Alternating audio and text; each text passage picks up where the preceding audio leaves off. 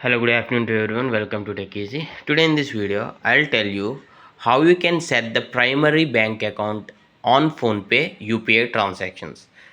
So this is on my Phonepe application. Just open the Phonepe application and it is asking me to enter my phone lock or my password. So I gave it. See here, this is on the home page, right? You just need to scroll down on the home page itself. You'll see something like manage payments, right? Click on view all. So once you're here, again scroll down and see here under more options you will find something like UPI bank accounts. You need to tap on that UPI bank accounts here. So yeah, and see here currently I have four bank accounts, right?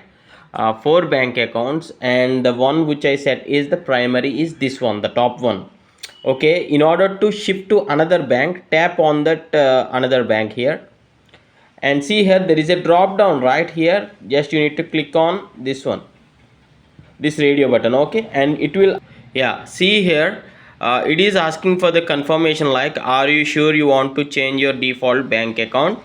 So if you say that it is yes, this primary bank account gets changed. So this is how you can change your primary bank account on your Phonepe.